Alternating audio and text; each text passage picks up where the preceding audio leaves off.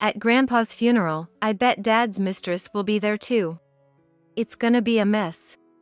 A few months after my divorce, an invitation to my father-in-law's funeral arrived.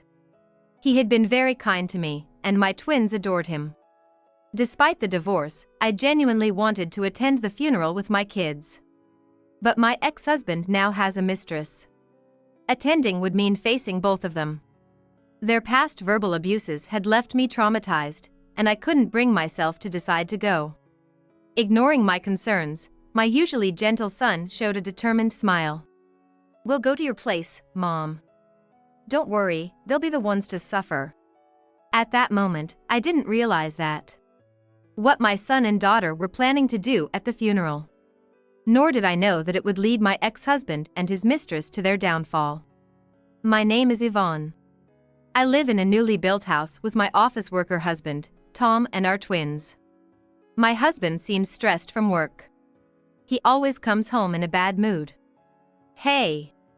Beer." "Oh, you want a beer first today? I'll go to buy it right now." "Huh? You're going to buy now?" He sighed deeply and glared at me. "You're always so inefficient. Seems like you'd be bad at your job." I bit my lip, holding back the words that rose to my throat. My husband scanned the living room and grumbled in a disgusted tone. "This place is a mess. The food's half-assed. Why did I even marry you?" I had returned from my part-time job an hour before my husband got home. Rushing to cook and do the housework, everything ended up half done. "You know, since you're not working, you could at least do the housework properly," my husband said, considering my part-time job as not really working. He spoke to me in a domineering tone when I stayed silent. "Well? Are you gonna answer?" "Yes," I forced out, feeling a piece of me wear away with each coerced agreement. Yet, I find happiness in my life. I have 2 children who turned 13 this year, twins, a boy and a girl. The boy is Harry, and the girl is Anna. They've grown up to be kind-hearted, taking after who knows. Harry is laid back and easygoing. He's not much for sports, but he excels in his studies. And often helps Anna with her homework. Anna is outspoken and lively, the complete opposite of Harry. She struggles with her studies but shines in sports. She's always been a brother's girl, and that hasn't changed even now that they're teenagers. They look very much alike, being twins, but it's easier to tell them apart now that Anna has started growing her hair out. Their good looks have made them quite popular at middle school.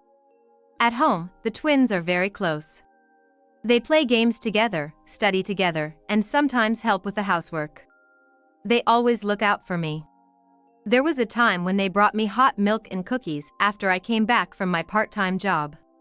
The milk was a bit too hot, but it was the thought that counted, blurring my vision with gratitude. The only time their smiles fade is when they have to face their father. He orders them around just as he does with me, demanding responses. They used to manage a yes during their elementary school years, but lately, they often remain silent. Because of this, the relationship between my husband and the twins has become even more strained. Hearing my husband's voice echoing through the house, the twins came into the living room with frowns on their faces. "Dad, stop yelling at Mom. Mom's doing her best every day." My husband doesn't like that the twins always take my side. "Shut up. Who do you think is feeding you with their money? Don't talk back to me," he yelled after berating the twins, then turned to me. "It's your fault they turned out to be such brats." "What are you talking about? They're good kids. Don't talk about your own children like that." "Wonder where we went wrong with raising them. It's all because you had twins, that's why our life is so hard. Reflect on that." It's okay for him to ridicule me. But I can't stand it when he says hurtful things about the children. I was about to argue back when the twins stopped me. "Mom, we're okay. It's useless talking to him. Don't worry about it." Without them, my spirit would have broken long ago. I feel as grateful as I am apologetic. If only I were stronger, neither I nor the children would be criticized by my husband. Our family might not be picture perfect, but thanks to my children, I've managed to live relatively peacefully. That peace was shattered when that woman showed up. One day, while I was working the cash register at the supermarket part-time, a flamboyantly dressed woman lined up at my register. When it was her turn, she tossed her items on the counter and smirked, staring at me. I felt her gaze but continued my work as usual. "That'll be $17. The woman didn't reach for her wallet, she just kept staring at me. I felt irritated and anxious under her unabashed gaze. Maybe my rushed makeup looked odd today. I tried to hide my face as much as possible and spoke in a low voice. "Excuse me, the total is..." I began, but the woman snorted and threw coins on the counter instead of the tray. As I gathered the scattered coins, she whispered to me, "Hey, old lady. I'm taking him." Confused, I squinted at her. She continued, "What? You don't know me? I'm your husband's mistress." Mistress? Was my husband having an affair? He says he can't see you as a woman anymore. Without waiting for the payment, the woman left. I barely remember what happened next. My mind went blank as I continued to work the register, and before I knew it, I was sitting on the sofa at home. I think the woman and I are only about 5 years apart in age. Yet, she looked much younger and more beautiful. It seemed she spent a lot of time and money on her makeup and clothes. In contrast, I only did the bare minimum for makeup and wore cheap clothes I bought on sale. Old lady, huh? It's no wonder I was called that. But knowing that didn't make it any less sad or frustrating, and I couldn't stop the tears. I've been married for 15 years. My husband has never once helped with the housework. The first 2 months after the twins were born were tough. Just when one would fall asleep, the other would start crying, and eventually, both would be awake again. Initially, I tried to put them to sleep in the bedroom, but my husband, angry about not being able to sleep, kicked us out. Eventually, I ended up struggling to put the kids to sleep in the storage room, the farthest from our bedroom. Bathing them and soothing the fussy twins was my job. My husband pretended not to notice, absorbed in his newspaper with the TV on in the background. As the twins grew, things got a bit easier, but life was far from easy. 2 years ago, when my daughter was hospitalized for appendicitis, my husband didn't visit, claiming he was too busy with work. One weekend, as I was leaving my son with my husband to go to the hospital, my husband stopped me. "You forgot something," he said, making my son hold my hand. I remember it vividly. We're still paying off our mortgage, so money is tight. I've always prioritized my husband and twins' needs over my own, hoping not to burden them. I almost resigned myself to letting myself go before shaking the thought off. Can't make excuses. Can't blame others. After all, I didn't even know if what the woman said was true. I needed to get that straight first. My husband came home a while later. Dinner. The shock of the day's events had made me completely forget about making dinner. When I told him it wasn't ready, his face contorted with anger, and he hurled insults like lazy and useless at me. I remained silent, and my husband, as usual, urged me to respond. Normally, I would just say yes to whatever he demanded, but today was different. Today, someone who claims to be your mistress came by. Seeing the panic in his eyes confirmed it for me. Maybe he was with her even when I was caring for our daughter in the hospital. The late nights he claimed were for work might have been spent with her. I've endured so much for my husband and children. I really want to take care of myself, do my makeup properly. I want to wear nice clothes. I want to eat out occasionally, not worrying about the dishes. I want to go out alone and chat with friends at a cafe. I haven't done any of that since getting married. Until today, I thought it was okay. My hands trembled with anger. I was betrayed by my husband. He and his mistress were mocking my struggles and sacrifices. I contained my anger and told my husband about what his mistress had said. He tried to laugh it off, but when I mentioned the mistress claimed she was taking him from me, his smile twisted. "She's a better woman than you, isn't she? What kind of response is that? So, is everything she said true?" "Yes." It's your fault for being like that. He blamed me, as if he had won some prize. Knowing his mistress was serious about him, he must have been thrilled inside. As if I were disposable, he confessed things he had hidden until now. Indeed, his late returns weren't because of overtime. When I asked how he met his mistress, at a bar, he replied. Given her flashy appearance, I had suspected she belonged to the nightlife, but the man I knew wasn't supposed to frequent such places. Maybe, the man I knew never existed. He had been hiding his true self all along. A bar? Where did you get that kind of money? Shut up.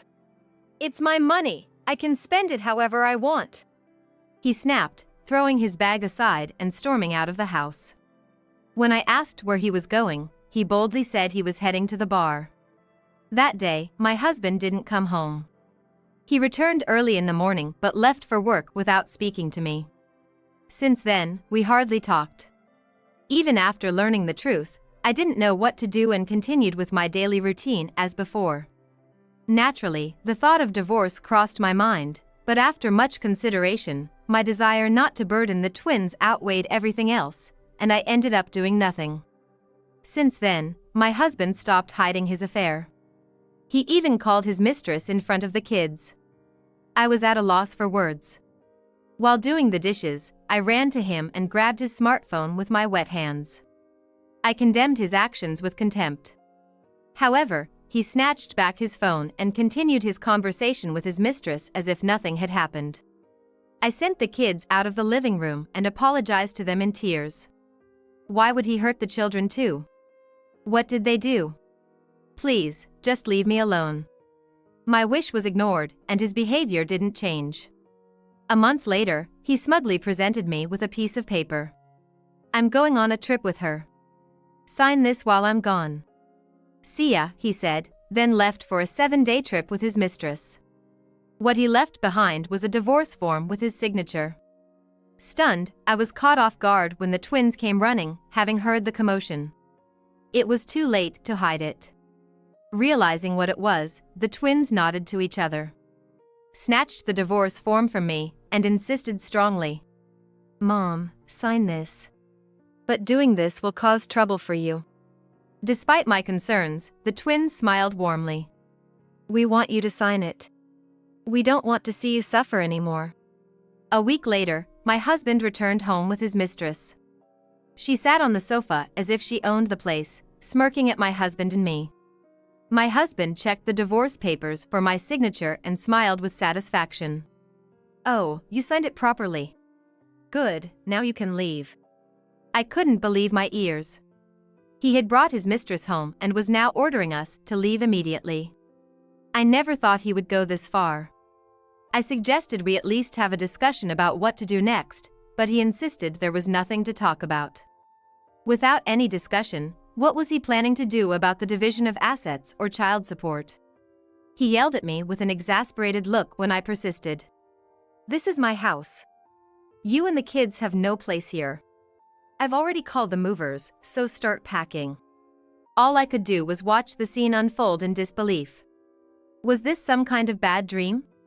Why were the twins' belongings being packed into boxes while the mistress's things were being unpacked? Snapped back to reality by her loud laughter, I begged my husband not to do this. Please don't do this.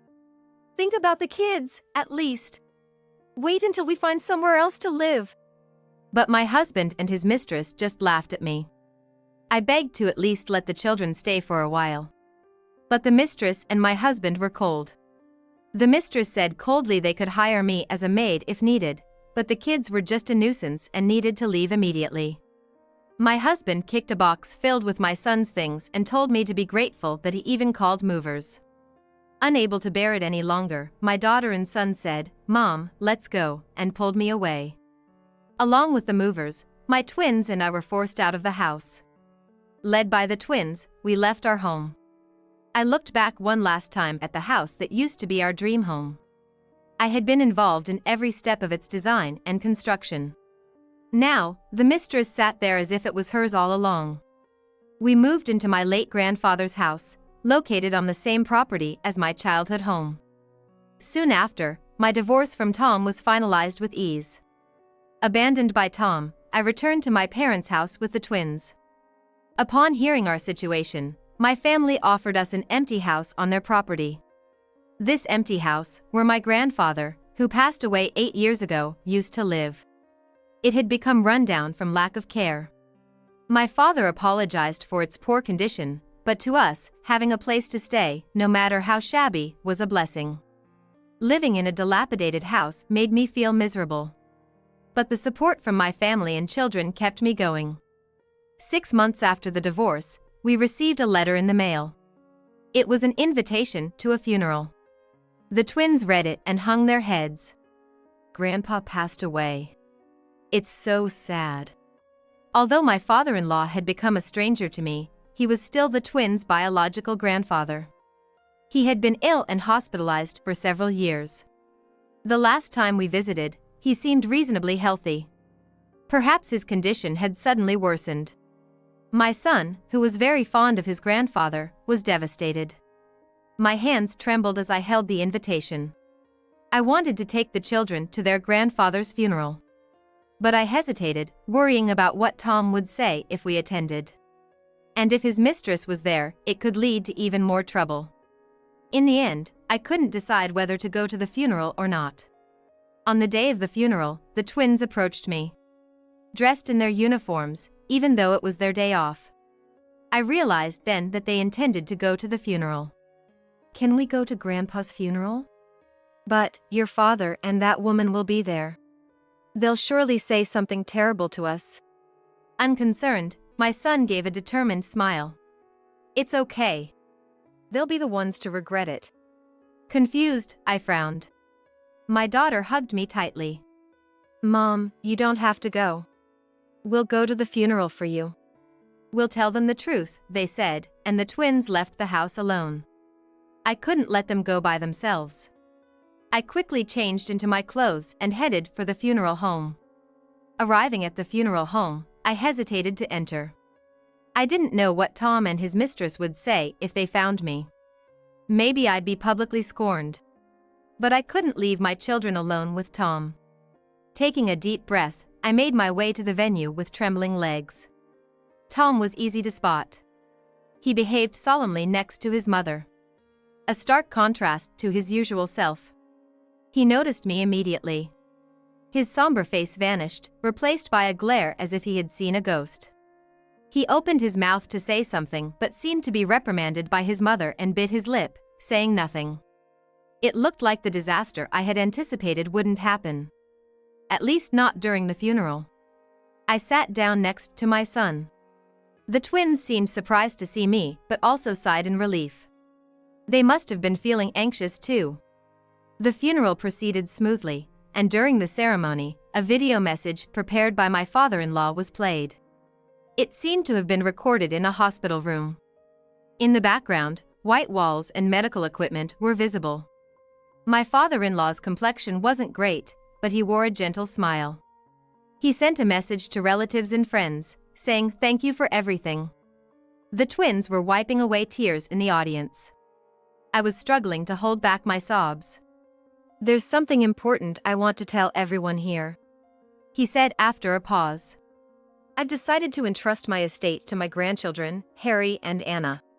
Tom and his mistress, who had been whispering to each other disinterestedly, turned their attention to the video for the first time. Tom was flustered, forgetting the people around him. Wait a minute. What's this all about? Despite being practically spat on, his mother remained calm. Just as your father said. Be quiet. Tom, noticing the cold stares from the other attendees, seemed to hold himself back. The funeral continued smoothly, and my father-in-law was properly cremated. It was a relief that the twins and I could properly say goodbye. However, after the guests had left, the funeral hall was filled with Tom's angry shouts.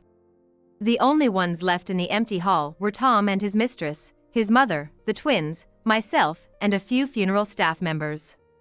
What was that video about? That's invalid. It's written in the will just like that. Tom was shocked. Mom, you're on my side, aren't you? You can't possibly agree with this? His mother snorted and firmly denied. Agree or not, your father and I decided together. Nothing is left for you and that person there, she said, looking towards Tom's loudly complaining mistress. Then, his mother went on to tell Tom about that. How the twins and I continued to visit my father-in-law in the hospital after the divorce and how we worried about her living alone, visiting the family home. In contrast, Tom never visited his father and only showed up at the family home to borrow money. Moreover, in front of his mother, Tom and his mistress talked about buying a luxury car with my father-in-law's inheritance. After all the disrespect you've shown, it's only natural you wouldn't receive any inheritance. What do you mean? This isn't right. Despite being in public, his mistress screamed at Tom and threw her bag on the floor. Not satisfied, she grabbed anything nearby and started throwing it at the floor, Tom, and even his mother. The chaos escalated to the point where I had to intervene. Tom, driven by anger, yelled at me. What are you doing here? You're a stranger now. This has nothing to do with you.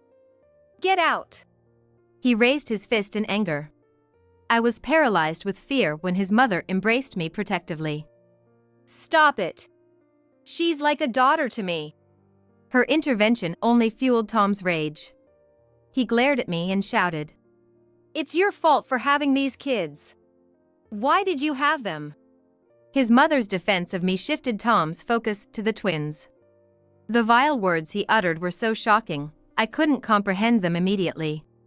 Instinctively, I hugged the twins and covered their ears. How can you say such things in front of them? They're my precious kids. You had them out of selfishness. I never wanted them from the start. Unbelievable. How could he say such things in front of his own children? Was this why he was unsupportive of parenting? Not just towards me but harsh towards the children as well? I couldn't stand the thought of him causing the twins any more pain. Forgetting my earlier hesitation, I stood in front of the children to protect them. That's when my father and brother appeared at the venue. They approached Tom, who was still hurling insults at me and Tom's mother. Why don't you pay that money back then? Why were my father and brother here? Confused, the twins whispered to me. I called them. We thought we needed backup. It seems the twins were informed by Tom's mother about the will in advance. They considered the possibility that Tom could harm me or Tom's mother after learning the truth, so they called for help. What are you talking about? Tom feigned ignorance, but my father and brother relentlessly confronted him with his past misdeeds. There was a time when Tom was unemployed. It was about 5 years into our marriage. When I discussed it with my father, he offered Tom a job in accounting at his construction company. However, Tom felt humiliated being bossed around by my brother, who was his supervisor, and quit after just a few months. During that brief employment, Tom embezzled funds. Although it was a small amount, it was certainly not something to be overlooked. Yet, my father chose to overlook it because we were family. That's not all. I paid for the down payment on our house. If you intend to keep living there, I demand immediate repayment. My brother added, stepping forward with a voice shaking with anger. The construction costs were also reduced for family. The design of the house was entrusted to my brother, an architect. He, always doting on me, insisted on not being petty over such a joyous occasion and didn't charge for his design services. Overlooking the embezzlement and building the house at a significantly reduced cost were all for the sake of me and the person I was to marry. After the divorce, my father and brother had mentioned these matters several times. I had calmed them down, saying not to make a claim. But after Tom said such things to my children, I couldn't find it in me to defend him anymore. You ungrateful wretch! You don't have any leniency from us, he said, as they walked away from Tom and spoke kindly to the twins, who behaved bravely. My son, unfazed, spoke to Tom. Dad. I'm sorry about the inheritance. Honestly, we would like to refuse it. Tom's eyes sparkled with a sliver of hope. Harry, what an understanding child you are. As he began to say, my son interrupted him with a smile. There's no need to hold back against someone who made Mom suffer. We'll gratefully accept it. Ignoring Tom, who was red-faced and screaming, my daughter spoke to Tom's mother. Grandma, can we come over to your house to play again? Of course, you can come over anytime. I've cut ties with that foolish son. Tom's mother assured warmly, then turned to me, you should come too. The pleasant atmosphere was abruptly cut by the mistress's shrill voice. What about my luxury car? You have the money, don't you? Even without the inheritance, you should buy it for me. Well, that's a bit. You can't buy it. Liar. It seems Tom had lied to his mistress about being wealthy. Either she was completely fooled by our somewhat impressive home, or he had been splurging at the bar, making it seem like he had money. Either way, it was pitiful. If you don't have the money, I wouldn't bother with someone like you. My son poked the mistress's shoulder. What do you want? She snapped back, not intimidating him.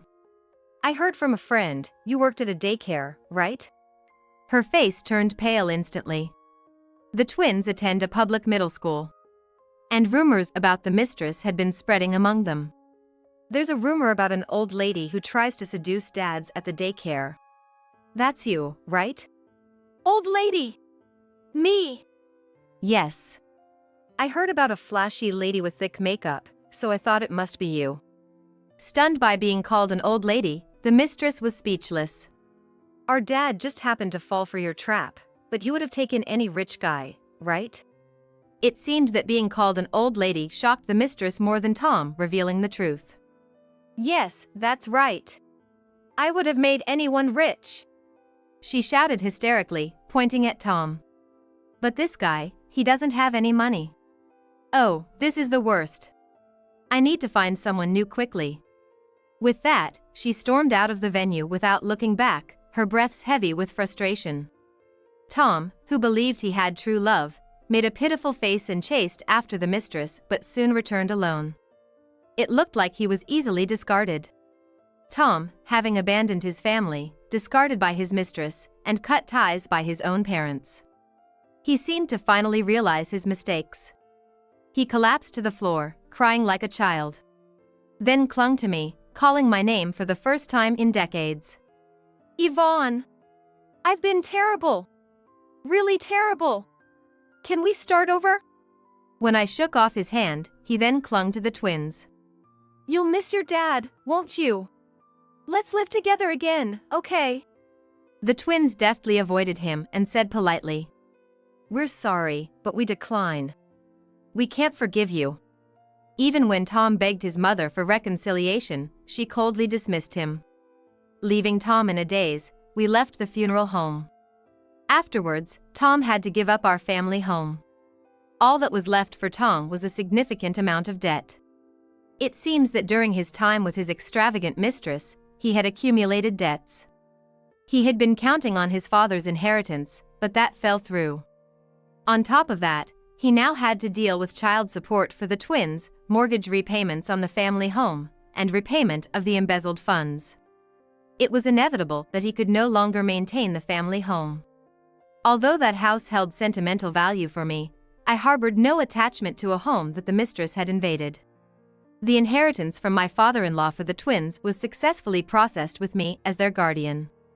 Now, supported by my warm and loving family, I'm working full-time and thriving. With a bit more financial flexibility, we've started going out for meals once a week. It's not much, but the kids really enjoy it. My current goal is to renovate the rundown house we're living in. My son wants a stylish room, while my daughter prefers a cozy style. I'm still undecided, but we have time to think it over slowly.